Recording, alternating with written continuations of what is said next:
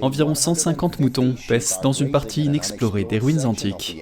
Cette action s'inscrit dans le cadre d'une initiative d'agriculture durable, mise en œuvre pour protéger le site de la croissance de la végétation.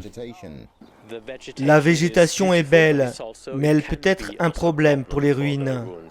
Si l'herbe et d'autres plantes poussent dans ou sur les anciens murs et maisons, c'est un problème.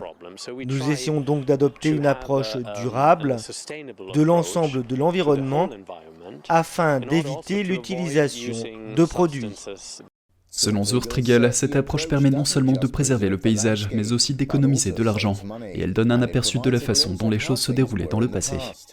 C'est aussi quelque chose qui donne une idée de ce qu'était Pompéi à l'époque où elle a été redécouverte.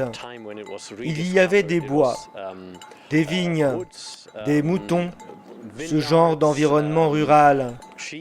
Et au milieu de tout cela, il y avait Pompéi.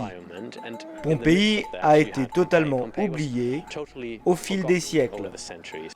La méthode consistant à faire paître des moutons pour contrôler la végétation n'est pas nouvelle. Elle était déjà utilisée dans l'Antiquité.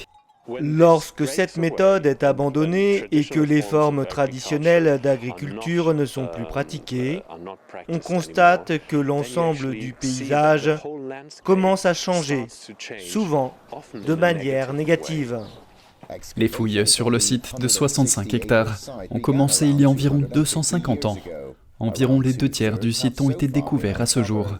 La ville, qui a été complètement ensevelie après l'éruption du Vésuve en 79 avant Jésus-Christ, offre un aperçu unique de la vie quotidienne dans une ancienne ville romaine.